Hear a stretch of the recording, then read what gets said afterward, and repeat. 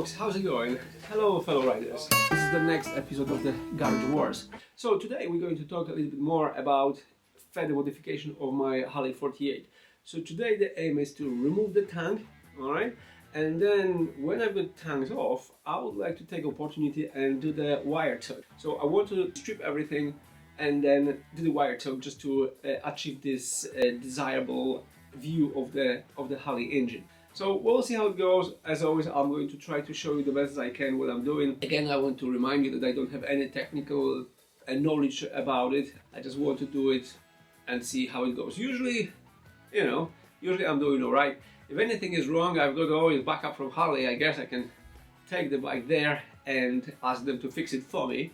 I prefer not to do it because I suspect that will be rather expensive. But anyway, stay around and we'll see how it goes. So, as always, fingers crossed. One cool thing about Harley Sportster is that they are very light, so whatever you do with them, you can very easily lift them yourself. They are very light to compare with other Harleys. So yeah, if you do this kind of DIY, this is definitely beneficial. Should really have an extension here. It's always important to have a right set of tools with you because that makes your life so much easier. Otherwise, lots of swearing is involved. One important thing you have to do here when you're messing with the cables, you need to remove the main fuse. So main fuse is sitting just there on the cover. It's easy to get to the box, and that's our main fuse. The problem is that if you just pull the fuse, in my case anyway, the alarm is going to set off. So what I need to do in order to do it, I have to put the ignition on, and then the alarm is disarmed, and then I can pull it, and then the job is done. It's always recommended to secure this bit so it's prevented from a dust access and so on. Alright, so the next what we're gonna do, we want to loosen the tank. There are two screws which holds everything in a position. You need hex H6 here, okay, and then you need also 30 millimeters on the other side.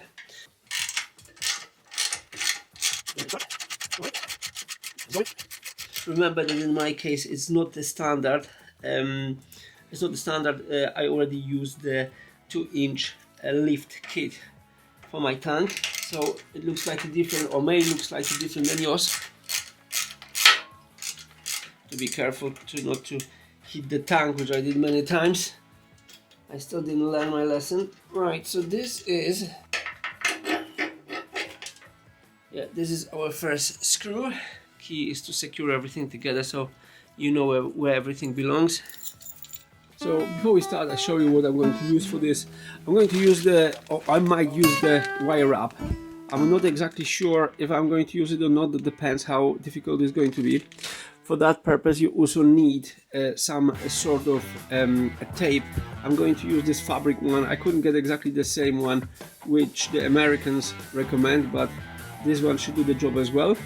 Right. I also want to do the coil relocation, as I explained to you before, and I want to change the wires, the spark plug wires. So I already purchased them. So they are ready to be connected. You need a bracket as well for your relocation. So that's the bracket I'm going to use. I'll show you later. Some wire zips I may use depending on the situation. I also I'm going to lift the tank further. So I've got 2 inches lift at the moment. I want to change it to 2.5. That should be easier also to hide the wires. You will need a couple of the nippers like this, mainly just to remove the cable zips. You will need the screwdriver, and then you will need the spanner, 13 mils, and also the hex H5 metric to remove the tank. So next thing I'm going to do is going to be loosen the screw on the back of the tank. So again, the same spanner, 13 mils, and also the hex. So that's already loose, right? So I can lift the tank now. I'm going to grab the the piece of wood to put it underneath of the tank, and that hopefully should help to keep the tank in the right position.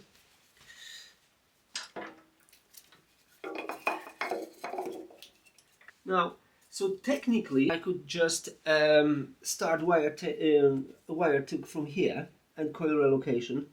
However, I'm going to replace this tank anyway, so therefore I read and I watched that it's much easier to do this all wire tuck when the tank is taken off. So this is exactly what I'm going to do. Right, so things getting a bit fluffy here, because the wire from the fuel pump goes that way, goes all the way there, okay, behind this plastic cover. And then the connector is hidden behind this plastic cover, so that's what I need to remove in order to be able to remove the tank. So now things getting fluffy here. There is a screw which holds the plastic cover, where basically the fuel pump connector is connected to. So we need to remove that. It feels like it's going, so hopefully. Honestly, guys, this is pain in the ass to remove this screw over there. I was managed to do it, but I'm telling you, be prepared that it's not going to be very easy. And also, have one of those little instruments you can use, the magnetic catcher, just to catch your screw in the case of it's going to fall, because yeah, that happened to me. Now the plastic cover should just slid out like that.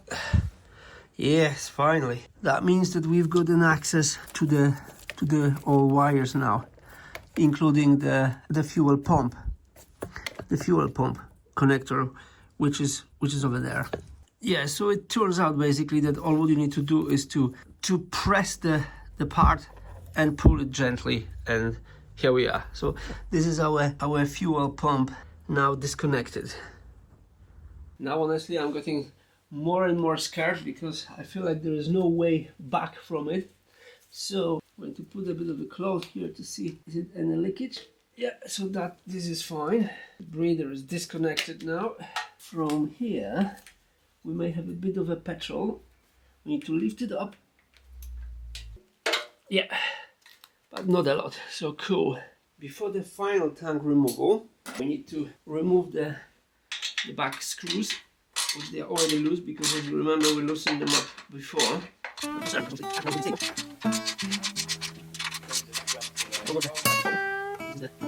In theory, all what it holds the tank in position is just this one bolt over there. I don't have much petrol in the tank now, so I believe that because of that should be easier. Let's see. Right, I've got it done. So 1, 2, 3, yay! Yay! Look, I've got the tank out. I've got the tank removed. Well, I'm hoping I'm going to be able to put it back on, but let's see. The time will show. Look at my My Harley. Look at her. It looks more like a bicycle now. Without the tank, it doesn't look that cool anymore. You have to say that the good tank makes a Harley. Well, make any motorbike, any cruiser. So yeah, I can't wait until I can put my other tank on. So I'm hoping to have very good results from it. So yeah, the time will show if I'll be able to connect everything back together. Alright, once we've got everything prepared, well, let's continue with further destruction. So basically, I'm going to use the little nippers to remove those. So far so good. Look at this all plastic from Harley. You would expect something better. Like, we like Harleys because they are made from a metal, they are heavy bikes. And this looks cheap and nasty. I have no idea why did they do that. This is the reason why lots of folks actually want to remove it and do the wire tuck, just to get rid of those this nasty plasticky bit. Right, so the clips are off, right? There are a couple of other plastic bits that need to be removed. This is how the coil is attached to. So on the other side, I already have removed those plastic wire zips. So now there's a one screw which holds left and right side together. Some sort of star screw. So I need to have a look what I need for it. So finally, right tool. That's going easy. Right. Plastic removed. Oh my god, that's a mess. That's the one big cable mess. I'll show you in a second. So Harley seems to hide everything nicely, and then everything looks nice and neat from outside. But inside, everything looks like this. So we need to sort this out. Right, so I came back to the other side. I released those two wires from underneath, right? A couple of the plastic bits, they need to be removed as well. Makes everything easier. There's this large plastic bit over there, which I'm trying to get rid of. Pain in the ass invention, if you ask me. Yeah, I think I've got that, which is good. The coil is getting looser now, which is good. Right, the plastic sits over there. I feel like something still holds it in place. As you can see, that's what it is underneath of the plastic. So all those wires need to be free. I need the patience for it, which I usually don't have. The patience is a key here, not to damage anything. I'm start getting a bit sweaty about this whole thing, because seeing all those cables, that terrifies me. But many other people did that, so I'm hoping that I can manage to do it too. Yeah, I can see there's more plastic connectors, like plastic pins. They need to be pulled out gently.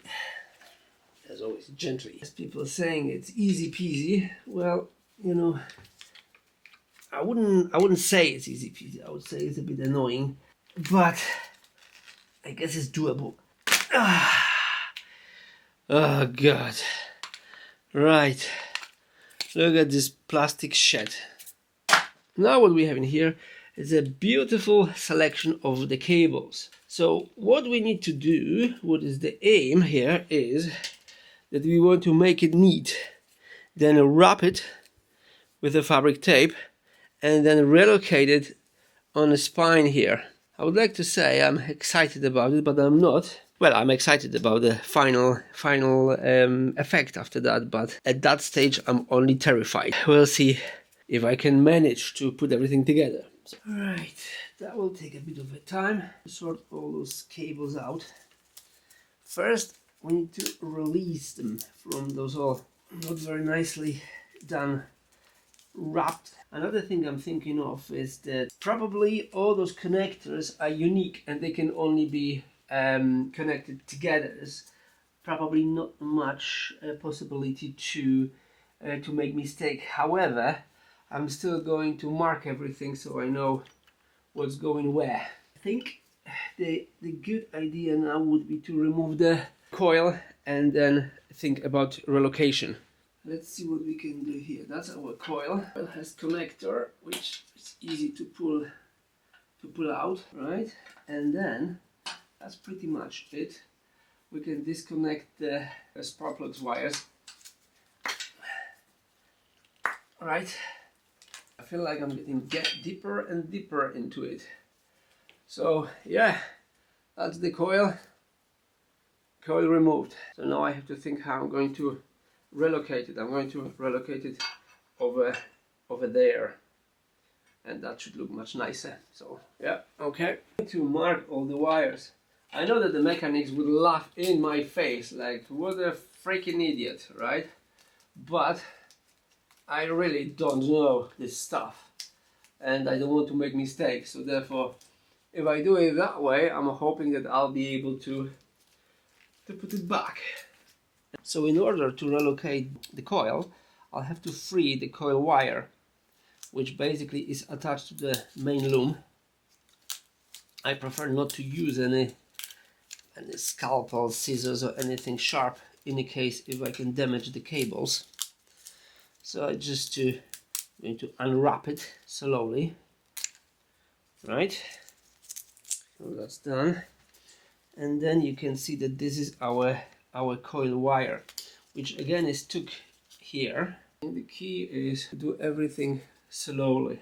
is annoying in a way because I never do anything slowly. I've got a feeling that for that one, the patience is the key. You know, people on the internet say that this is easy peasy, no problem. It's probably not rocket science, right? However, it's not easy and it requires patience and a bit of internet knowledge, I would say. There's many tutorials which helps you to do that. Okay, so job done here. I didn't damage any cables. So this is my coil cable, which needs to go somewhere there. Then we've got those bad boys, which is a bit of a mess, I would say, because I need to do my best to flick this hole on the top here, which is going to be a bit fuffy job, I'm afraid. Some of those wires, well, it looks like I need to disconnect them in order to connect them in the right places. So I'll think I'm going to do it one by one and then reconnect them one by one as well.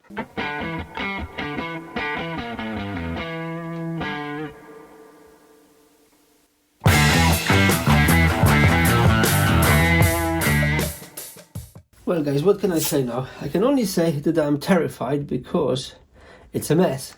But I made this mess, so I have to deal with it the best as I can. That's the idea. So let's do it.